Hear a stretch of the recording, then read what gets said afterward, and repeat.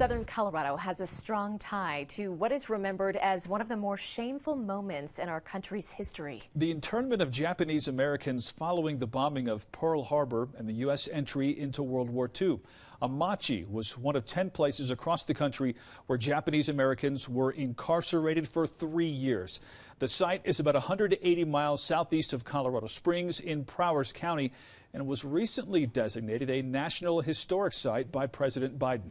KRDO News Channel 13's Bryn Carmen spoke with an Amache survivor about this dark chapter. He also wants to make sure it's never forgotten.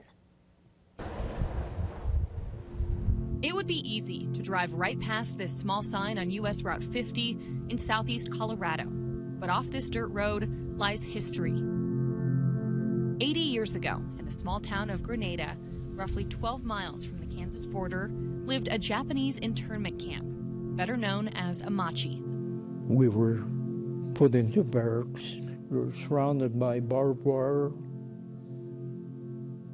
guarded by armed military police. Not much is left of the Amache camp now, but Mr. Bob Fuchigami, who's now 92 years old, remembers what it was like when his family was sent to live here. We, who were the inmates of this prison-type facility, the Fuchigami family didn't know just how drastically their lives would change when the United States joined the war following the attack of Pearl Harbor on December 7, 1941. A few days later, the U.S. government orders nearly all Japanese Americans living along the coast to leave their homes and were sent to live as prisoners in remote detention camps. President Roosevelt makes it official, signing an executive order on February 19, 1942. Grenada is announced as an internment location, which would eventually become Amache. For the next several months, construction gets underway. By September 30th, 3,000 Japanese Americans arrive. And by October, that number grew to 7,567, including Mr. Fuchigami and his family, who arrived from their Central California ranch in 1942. Mr. Fuchigami was only 11 years old. Very confusing time for us because we didn't know where we were going, how long we were going to be there. We didn't even know why we were in the camps. We were loyal, patriotic American citizens who had not done anything wrong. For the next 3 years, he called this place home. That's one of our family. And of course, that little kid is me. Going to school, living in military-style housing, and confined to Camp Amache. I did a lot of reading, flying kites, playing kids' games. It was very demoralizing. Once the family was released from Amache at the conclusion of the war in 1945, they had nothing to return to in California and moved to Greeley. Mr. Fuchigami finished high school and completed 2 years of college before joining the Navy. It was a Korean War. When he got home, Mr. Fuchigami graduated from college and began his long-standing teaching career, all while keeping Amache close to his heart.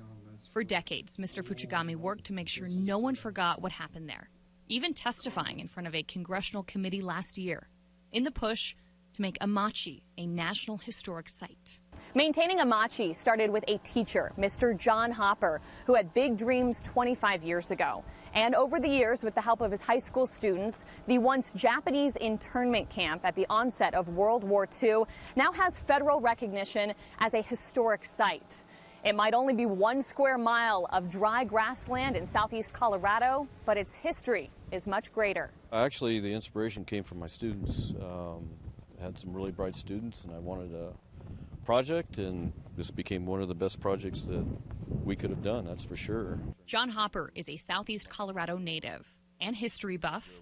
After his students took interest in Amache in the early 90s, it naturally became a focal point at Grenada High, working to preserve it. It's emotional for me, and even some of my students will get emotional when you hear some of the stories of the Japanese American families, what they lost, including family members. You know, it's sad. During the last 3 decades, it went from an extracurricular option to a full class. And instead of learning in a classroom from a textbook, students are getting so much more. Living here in this small town is that we have something so big here, such a big part of history that a lot of people don't realize. I mean, I didn't realize that this was really so important up here. I just knew that it was a big piece of land. I never knew what it actually was, so it's pretty cool.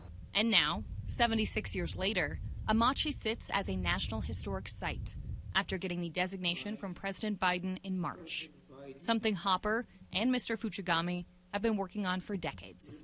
All I can say about John, in one word, monumental. For over 30 years, he provided incredible leadership. And as more buildings are restored at Amache, no one will quite remember it the same way as Mr. Fujigami, who now holds on to hope for a new generation. They learn how fragile a democracy is and how to be aware of its limitations. They learn that what happened to us is an American story. And painful as it was for us who were in the camp, it can happen again to a different group of Americans. In Grenada, Bryn Carmen, KRDO News Channel 13. Now that the site is transitioning to the National Parks Department, John and his students will have more help maintaining Amache. It's unclear when that will take place, but the goal is to make it a collaborative effort between Grenada high schoolers and the National Parks Department with far more funding and resources.